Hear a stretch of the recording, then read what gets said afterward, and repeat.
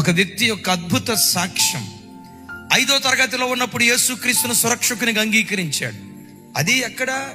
భారతదేశంలో కాదు, ఆంధ్రప్రదేశ్ ప్రాంతంలో కాదు, మన తెలంగాణ ప్రాంతంలో కాదు, కొంచెం వాతావరణం చుట్టూతా భక్తిగా ఉంటుంది అని అనుకునే ప్రాంతం కాదు.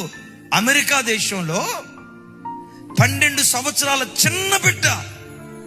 అమెరికా దేశంలో ఆయన ఒక కెరటం. ఓ రకంగా అమెరికా దేశం 60% ప్రజలు ఒకవైపు ఉంటే ఈ ఒక్క వ్యక్తి ఇటువైపు నిలవబడి అబార్షన్ వాక్యానికి విరుద్ధం, లెస్బియన్స్ వాక్యానికి విరుద్ధం, గే సిస్టమ్ వాక్యానికి విరుద్ధం, పురుషులు స్త్రీలు ఈ అవాంఛనీయమైన కార్యాలు చేయటం దేవుని వాక్యానికి విరుద్ధం గళమెత్తాడు. వెళ్ళిన ప్రతి చోటల్లా యేసుక్రీస్తును గురించి ధైర్యంగా బోధిస్తూ వచ్చాడు.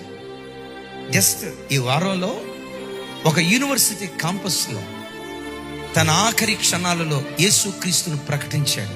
ఏమని ప్రకటించాడో తెలుసా? యేసుక్రీస్తే పరలోకానికి మార్గం. ఓ స్థలంలో ఆయన ఇలాగే అడిగారు, బాబు ఇంకో 30 సెకండ్స్లో నువ్వు చనిపోబోతున్నావు అని అనుకో. ఆయన అడిగిన మాట ఏంటో తెలుసా? బుల్లెట్తో నిన్ను షూట్ చేసి ఇంకొక 30 నిమిషాల్లో నువ్వు చనిపోబోతున్నావు అని అనుకునేటప్పుడు నీ ఆఖరి మాటలు ఏం చెప్తావో, 30 సెకండ్స్లో నువ్వేం చెప్తావో చెప్పు. చనిపోయే ఆఖరి క్షణాల్లో భార్యను దగ్గరగా తీసుకొని ఐ లవ్ యూ, పిల్లలను దగ్గరగా తీసుకొని నుదుట ముద్దు పెట్టుకొని దేవుడు మిమ్మల్ని విడిచిపెట్టడు అని చెప్తావా? ఆఖరి క్షణాల్లో ఏం చెప్తావు? 30 సెకండ్స్ నీకు టైం ఉంది. ఏం చెప్పాడో తెలుసా? ఆ 30 సెకండ్స్ టైం ఉంటే ఆఖరి క్షణాలలో దేవుని న్యాయ తీర్పు గురించి నేను చెప్తా.